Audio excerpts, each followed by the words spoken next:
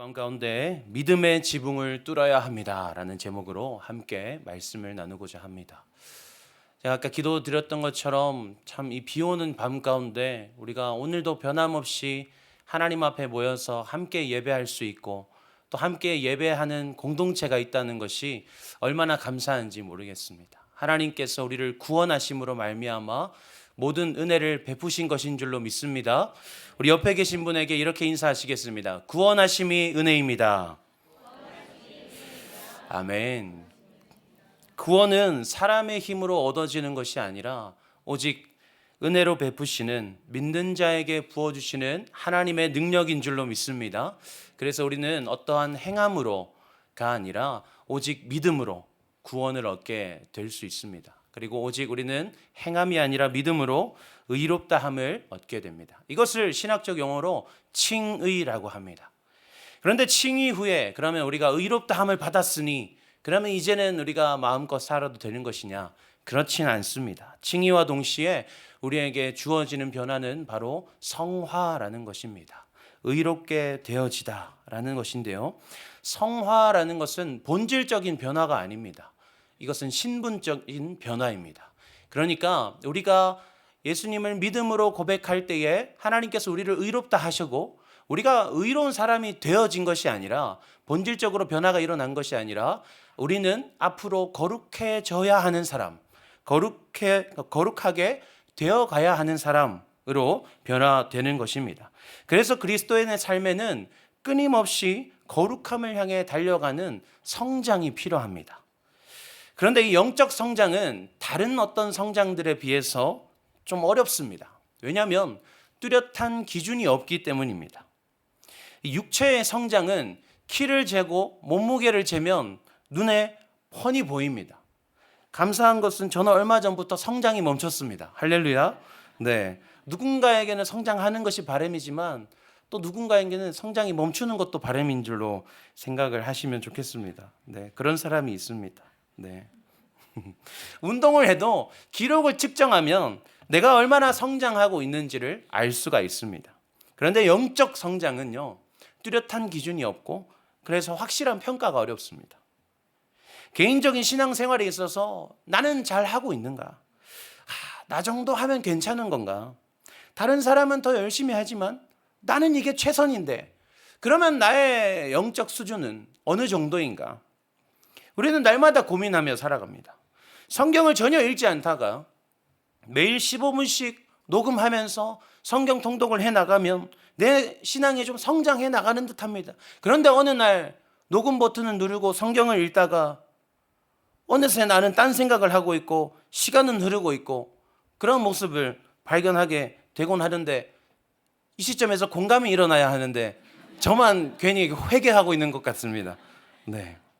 그때 우리는 내가 성장하지 않은 건가? 라고 생각하게 됩니다. 사명도 마찬가지인 것 같습니다. 우리가 은혜 받아서 순종함으로 주님 제가 이제 올해부터는 이 사명 감당하며 나아가겠습니다. 이 봉사부서를 통해서 하나님 위에 영광 돌리겠습니다. 교회를 섬기겠습니다. 그러고 열심히 섬기면 내 삶에 드디어 영적인 활기가 솟는구나. 내가 열심히 하는구나. 정말로 이것이 하나님을 위한 삶이지 하면서 우리는 기쁨이 차고 넘칩니다. 그런데 어느 날 문득 지나가는 누군가의 한마디에 마음이 상해서 내가 이것을 왜 하고 있나? 지난 열정은 나의 착각이었나? 생각하게 되는 것이 우리의 모습이 아닌가 생각되어집니다. 요즘 청소년부 선생님들과 식사교제하는 시간들을 많이 가지고 있는데요.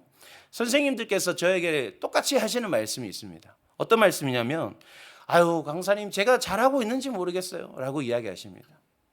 그러면 저는 속으로 이렇게 대답합니다. 제가 더 미칠 지경입니다. 이렇게 대답합니다. 저도 잘 모릅니다. 하루는 어떤 목사님께서 전화가 오셔가지고 그래 뭐 요즘에 거기 교회는 어떻습니까? 뭐 힘든 건 없습니까? 이렇게 물으시길래 제가 목사님 제가 잘 하고 있는지 모르겠습니다. 제가 뭐 숫자가 늘어도 그것이 잘 되는 건지도 모르겠고 아이들이 변화하는 모습을 보여도 그게 뭐 제가 잘해서 그런 것도 아니고 저는 정말로 모르겠습니다. 근데 모르겠다는 게 너무 힘든 점인 것 같습니다. 못하는 게 있으면 고치면 되고 잘하는 게 있으면 더 강화하면 되고 하는데 기준이 없으니까 너무 그게 너무 어렵습니다. 이렇게 말씀드렸습니다. 그러니까 목사님께서 그냥 열심히 하십시오. 하나님 다 아십니다. 그렇게 말씀하시더라고요. 물론 맞는 말씀인데 문제는 하나님이 아시느냐가 중요한 게 아니고 내가 모른다는 겁니다. 내가 모르기 때문에 내가 정확하게 성장을 하고 있는가, 거기에 있어서 우리는 늘 불안함을 가지고 있는다는 거죠. 오늘 말씀에 영적 성장을 이루어낸 한 사람이 등장합니다. 베드로입니다. 베드로는 누구보다 열심히 있었고 누구보다 신앙에 열정적이었습니다. 예수님을 따르기를 누구보다 진심으로 결단했던 사람입니다. 그의 신앙은 타의 추종을 불허할 정도였습니다. 예수님의 가르침을 받는 동안 그의 영적 성장은 최고치에 이르는 듯 했습니다. 그러나 어떤 문제 앞에서 사실은 베드로에게는 성장이 일어나지 않았었다는 사실이 드러나게 됩니다. 본문에 나타나는 베드로는요, 도망자였고 배신자의 모습입니다. 처참하게 무너졌습니다. 너무 비참해서 예수님께서 제자들의 무리 가운데 2번이나 이미 나타나셨음에도 불구하고 베드로는 여전히 예수님께 나아가지 못합니다. 내가 어떻게 다시 제자의 삶을 살 수 있겠어? 나 같은 사람이 어떻게 다시 예수님께 나아갈 수가 있겠어? 고기를 잡고 있습니다.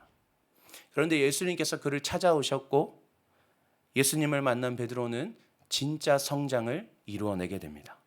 오늘 말씀을 통해서 베드로와 예수님의 만남을 우리가 깊이 살펴보고 성장의 비결을 배우기를 원합니다. 그래서 우리도 겉으로만 보여지는 성장, 그래서 누군가의 한마디에 무너져버리는 그런 것들이 아니라 우리에게도 하나님이 인정하시는 확실한 영적 성장이 일어나기를 소망합니다. 영적 성장을 이루기 위한 1단계입니다. 나의 연약함을 직면해야 합니다. 예수님께서 첫 번째로 베드로에게 질문하십니다. 요한의 아들 시몬아, 네가 이 사람들보다 나를 더 사랑하느냐? 그곳에는 다른 제자들도 함께 있었습니다. 그래서 예수님께서는 네가 다른 제자들보다 나를 더 사랑하느냐 물으시는데 왜 이렇게 질문하셨을까요? 마태복음 26장 말씀에서 예수님께서 제자들에게 십자가 고난 당할 것을 말씀하십니다. 그러자 베드로가 격분하면서 26장 33절에서 이렇게 대답합니다. 베드로가 대답하여 이르되 모두 주를 버릴지라도 나는 결코 주를 버리지 아니하겠나이다. 이 사람들 모두가 예수님을 버린다 할지라도 저는 예수님 버리지 않습니다. 주님 저 아시잖아요. 제가 주님을 어떻게 따라 나섰는데요. 저 아버지도 버리고 당신 따라 나섰습니다. 주님이 가장 사랑하시는 제자가 바로 저가 아닙니까? 제가 아니면 누가 주님 따라가겠습니까? 그때 예수님 말씀하십니다. 네가 닭이 울기 전에 나를 3번 부인하리라. 아니요 주님, 저는 절대 주님 부인하지 않습니다. 차라리 제가 주님과 함께 죽겠습니다. 호언장담하며 결심했던 베드로입니다. 그런데 처참하게 실패합니다. 예수님께서 친절하게도 3번 부인하리라 말씀하셨습니다. 그러면 첫 번째, 두 번째 부인했더라도 2번째까지 부인하고 나서 예수님께서 3번 부인한다 하셨는데 내가 벌써 2번이나 부인했구나. 그러면 지금부터라도 내가 돌이켜야겠다. 이제라도 내가 사람들의 시선을 두려워하지 않고 상황과 환경들 따지지 않고 주님 앞에서 내가 차라리 주님과 함께 죽겠습니다라고 맺었던 그 약속 내가 지키기 위해서 주님 따라가야겠다. 결단했어야 할 터인데 나를 둘러싸는 사람들의 시선이 심상치가 않습니다. 예수님 대신에 나를 십자가에 못 박으려 하는 듯한 그들의 태도와 말투들. 결국 그래서 나는 3번째도 실패하고 맙니다. 얼마나 비참합니까? 예수님께 3년이나 동거동락하면서 말씀을 배웠습니다. 그런데 하나님 나라를 배웠다고 어디 가서 이제는 말할 수도 없습니다. 그런 베드로에게 예수님께서 다시 물으시는 것입니다. 너 아직도 이 사람들보다 나를 더 사랑한다고 말할 수 있니? 너 아직도 그때처럼 교만한 마음 가지고 있니?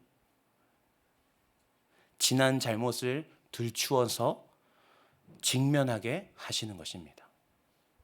그리고 베드로는 대답합니다. 내가 주님을 사랑하는 줄 주께서 아시나이다. 여기서 예수님은 네가 나를 사랑하느냐 질문하실 때 아가페라는 단어를 사용하셨습니다. 신적 용어로서 하나님께서 우리에게 주시는 사랑을 의미합니다. 무조건적인 사랑이죠. 그래서 예수님께서 내가 너를 사랑한 것처럼 너도 나를 그렇게 사랑할 수 있니? 라고 물으시는 거죠. 그때 베드로는 이때까지만 해도 예수님께서 사랑하신 그 사랑으로 나도 예수님을 사랑해야 한다라고 알고 있었습니다. 주께서 아시나이다라고 대답할 때에 아시나이다라는 표현은요, 헬라어 오이도스라는 표현인데요, 이것은 관념적인 지식을 뜻합니다. 내가 머리로 아는 것은 그것이다라는 거죠. 제가 아는 것은요, 주님이 나를 사랑하신 것처럼 내가 주님을 사랑해야 되는데, 저는 주님을 그만큼 사랑하지는 못합니다. 필레오합니다. 필로스, 그러니까 인간적인 사랑입니다. 하나님께서 나를 사랑하신 것만큼 내가 사랑하지 못하는데, 제가 사랑하는 만큼밖에 저는 사랑하지 못해요, 주님.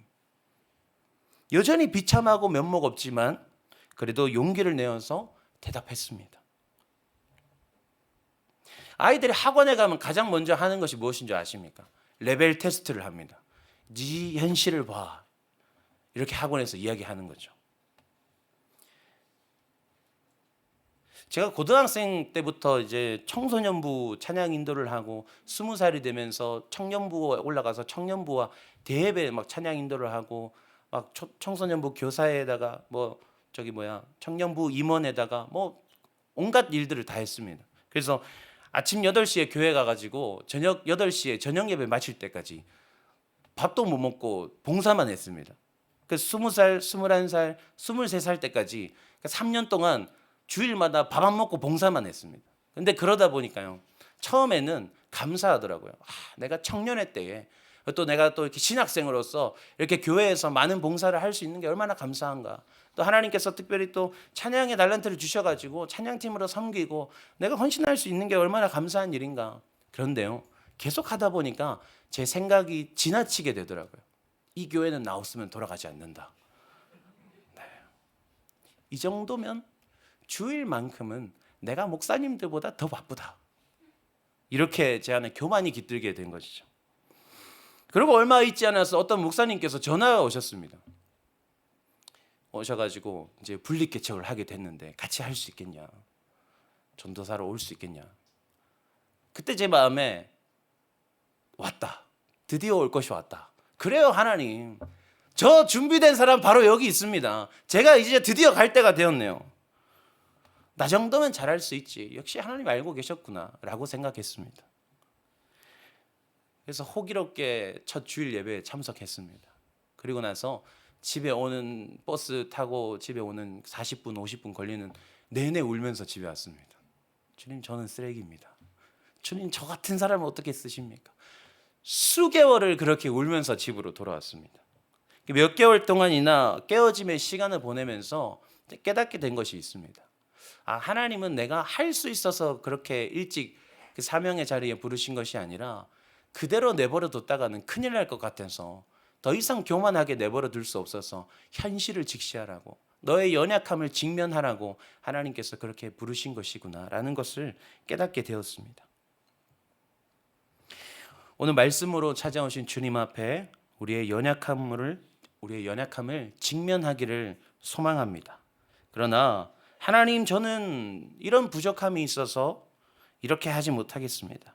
하나님, 저의 이런 연약함은 교회에 도움이 되지 않는 것 같아요 라고 부족함 때문에 예수님을 외면하고 연약함 때문에 사명을 뒤로 하는 것이 아니라 주님 앞에 우리가 이렇게 고백하기 원합니다. 주님, 이런 나라도 괜찮으시다면 제가 할 수 있는 만큼은 해보겠습니다. 부족해도 할 수 있는 만큼만 해보겠습니다. 그만큼이라도 제가 감당하겠습니다. 근데 그렇게 고백해도 되는 이유가 있습니다. 영적 성장을 위한 2단계입니다. 예수님의 마음을 깨달아야 합니다. 예수님의 마음은 우리가 하나님께서 우리를 사랑하신 것만큼 사랑해야 한다고 생각했지만 예수님의 마음은 그것이 아니거든요. 자신의 연약함을 직면한 베드로에게 예수님은 다시 질문하십니다. 네가 나를 사랑하냐? 예, 주님, 제가 주님 사랑하는 줄 주님이 아십니다. 두 번으로도 부족했습니다. 세 번째 다시 질문하십니다. 네가 나를 사랑하느냐? 그때의 베드로의 반응이 달라집니다. 베드로가 근심합니다.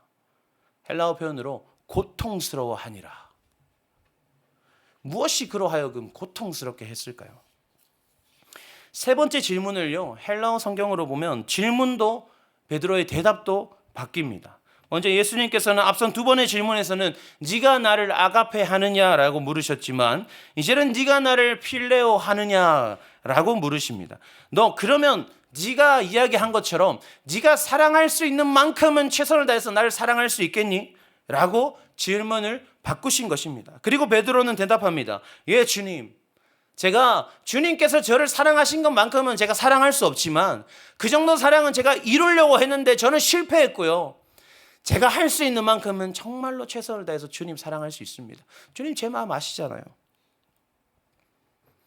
왜 예수님의 질문이 바뀌었을까요? 베드로의 대답 중에서 주님이 아십니다 라는 표현을 보면 해답을 얻을 수 있습니다. 앞선 두 번의 대답에서 주님이 아십니다는 오이도스라는 표현이 사용됐다고 말씀드렸습니다. 그런데 이 세 번째 대답에서는 주께서 아시나이다 라는 대답에서 기노스코라는 표현을 사용합니다. 관념적 지식을 의미하던 표현에서 이제는 경험적 지식을 의미하는 표현으로 바꾸어 사용합니다. 예수님, 내가 깨달았습니다. 당신께서 나를 찾아오셔서 내게 질문을 던져주시는 그 가운데에 나의 마음이 깨어졌고 내가 이제 주님을 드디어 비로소 깨달았습니다 라고 이야기하는 것입니다. 예수님은 나에게 내가 할 수 없는 것을 요구하는 분이 아니시구나. 나는 예수님께서 나에게 아가페를 요구하시는 것처럼 그렇게 생각했지만 오늘 나를 찾아오신 예수님은 내가 할 수 있는 것을 요구하시는 분이시구나. 이미 나로 충분하시구나 라는 것을 깨닫게 된 것입니다. 예수님의 마음이 무엇인지를 알게 된 것이죠. 우리가 연약함을 직면해야 하는 이유가 여기 있습니다. 예수님은요, 우리가 할 수 없는 것을 요구하시는 분이 아니십니다. 그저 우리가 있는 이 자리에서 우리가 할 수 있는 만큼의 신앙으로 예수님께 나아가느냐, 예수님은 그것을 기다리고 계신 것입니다. 그러면 여기서 우리는 고민이 생깁니다. 내가 할 수 있는 것은 무엇이냐?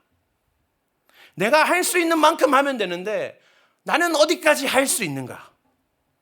우리 삶에는 수많은 선택의 기로가 있습니다. 거기서 우리는 베드로처럼 근심합니다. 고통스러워합니다. 이것을 선택하는 게 하나님의 뜻인 것 같은데 이 뒷감당을 내가 할 수 없을 것만 같은, 아무리 생각하고 아무리 계산해도 내가 하나님을 향해서 이 도전을 순종한다면 하나님 그 뒤에 현실적으로 따라오는 문제들을 제가 도저히 감당할 수 없을 것 같은데요. 그러면 감당할 수 없는 걸 요구하지 않으신다고 하셨으니까 저는 이 부분에 있어서는 물러서겠습니다. 하나님 그런 분이시라면서요. 저는 제가 할 수 있는 것만큼만 하겠습니다. 이런 근심에 우리는 부딪힙니다. 그러면 우리는 다시 기초로 돌아가야 합니다. 나의 연약함을 직면하자. 연약함을 직면하자는 것은요, 우리의 한계를 정해두자는 말이 아닙니다. 나는 여기까지만 할 수 있는 사람이기 때문에 이 이상의 도전들, 이 이상의 부르심들은 우리가 순종하지 않아도 됩니다가 아닙니다. 우리의 연약함이 무엇입니까?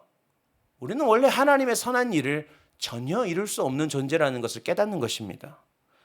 우리는 존재적으로 하나님의 일을 이룰 수 없는 사람입니다. 그래서 나의 연약함을 직면한 채로 하나님의 일하심만을 구할 수밖에 없다는 사실을 우리는 기억해야 합니다. 그러니까 할 수 있다라는 것의 목적어는요, 우리가 하나님의 그 일들을 이루어낼 수 있느냐가 아니라 하나님께서는 그 일을 이루실 것인데 지금 그 일을 이루시는 그 하나님의 역사의 현장에 너 여기 올래? 라고 부르시는 그 부르심에 내가 주님 제가 그곳에 있겠습니다. 할 수 있겠어? 너 여기 올래? 그 부르심에 순종하는 것이 지금 우리가 이야기하는 할 수 있다의 관념인 것입니다. 본문의 앞의 내용에서 예수님께서는요, 고기 잡는 제자들에게 나타나셨습니다. 너희에게 고기가 있느냐? 대답하되 없습니다. 그물을 배 오른편에 던지라. 그리하면 잡으리라. 하시니 이에 던졌더니 고기가 많아 그물을 들 수 없더라. 찾아오신 예수님 앞에서 제자들이 뭘 했습니까? 오른편에 그물 던지라 하셔서 그물 던졌습니다. 순종했습니다. 그 전까지 아무것도 못했습니다. 고기를 수십 년 동안 잡아왔던 어부들이었지만 고기를 한 마리도 잡지 못했습니다. 그러나 예수님께서 오른편에 던지라 하실 때에 순종했습니다. 이전에는 예수님을 배신했고 도망쳤던 사람들입니다. 그러나 다시 오신 예수님 앞에서 그 말씀에 순종했습니다. 여전히 가진 것이 없었고 여전히 비참한 그들이었지만 이런 나라도 괜찮은 주님이시기 때문에 순종했고 그랬더니 주님께서 다 이루셨습니다. 사랑하는 여러분, 우리는 예수님 없이 아무것도 할 수 없는 존재라는 사실을 기억하시기를 바랍니다. 그러나 동시에 우리는 이것을 기억해야 합니다. 순종하면 나는 아무것도 할 수 없는 자이지만 내가 주님 말씀에 순종할 때에 주님께서 모든 것을 이루실 것이라는 것을 기억하기를 소망합니다. 내 힘으로는 성장할 수 없습니다. 우리는 믿음의 성장 이뤄낼 수 없는 존재입니다. 그러나 주님 말씀에 순종하며 한 걸음 한 걸음 내딛다 보면 주님께서 우리를 성장케 하실 것입니다. 할렐루야. 찾아볼 수 없었던 고기가 어느새 우리의 인생이라는 배 가운데에 가득 차게 될 줄로 믿습니다. 제가 옛날에요, 중학생 시절에 엄마를 쫄라가지고 집에 어항을 산 적이 있습니다. 꽤 사이즈가 컸습니다. 한 이 정도, 이 강대상만 했습니다. 강대상은 좀 거짓말이고 강대상 반만 했습니다. 비단 잉어를 한 4마리를 키웠는데요. 한 2년을 키웠는데 자라질 않는 겁니다. 저수지에 가면 율동 저수지처럼 제가 살던 대구에도 그런 저수지가 있었거든요.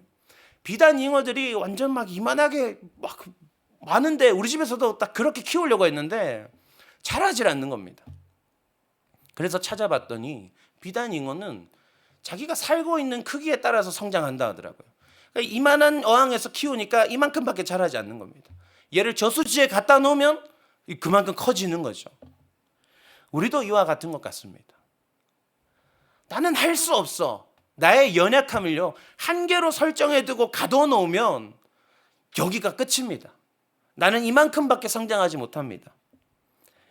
그러나 나는 원래 아무것도 할 수 없는 존재임을 우리가 직면하고, 그래서 나는 오직 예수님으로 말미암아 내 안에 예수님께서 역사하심으로 말미암아 내 삶 가운데 하나님의 일들이 일어나야 함을 고백함으로 나아갈 때에 하나님께서 나에게 더 큰 것을 요구하시는 것 같아도, 내 한계를 벗어나는 것을 하나님께서 순종하라 하시는 것 같아도 어차피 주님께서 하실 거야. 어차피 주님은 능치 못함이 없으신 분이시야. 그것을 신뢰하면서 나아간다면 우리는 그만큼 성장하게 될 줄로 믿습니다. 그렇게 신앙이 성장하면, 그렇게 신앙이 성장되어진 사람은 어떤 인생을 살게 될까요? 본문 21장 19절 말씀이에요. 이 말씀을 하심은 베드로가 어떠한 죽음으로 하나님께 영광 돌릴 것을 가리키심이로라 라고 기록되어 있습니다.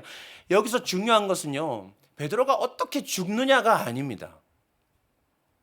우리가 주목할 것은 베드로의 죽음을 하나님은 영광으로 사용하신다는 것입니다.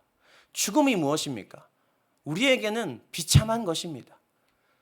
죄의 삭은 사망이요, 우리가 죽음을 맞이할 수밖에 없다는 사실은요, 우리가 돌이킬 수 없는 죄인이라는 것을 증명하는 것입니다. 그렇기 때문에 죽음이라는 것은 날마다 우리에게 두려운 존재이고, 우리는 죽음을 생각할 때 날마다 비참해질 수밖에 없습니다.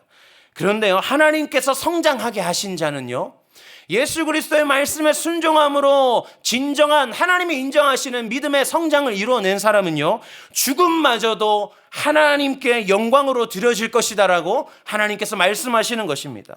우리가 이런 인생 살기를 소망합니다. 날마다 나의 연약함을 직면한 채로 예수님의 마음을 깨닫고, 이런 나라도 괜찮으시다면 주님, 제가 나아가겠습니다.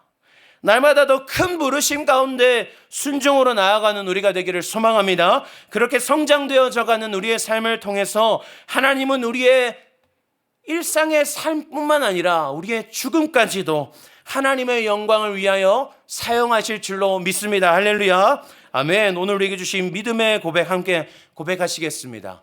우리 함께 고백하시겠습니다. 이런 나라도 괜찮으시다니 순종하겠습니다. 순종으로 더욱 크신 하나님의 일에 동참하겠습니다. 내 삶을 통하여 영광 받아 주시옵소서. 아멘.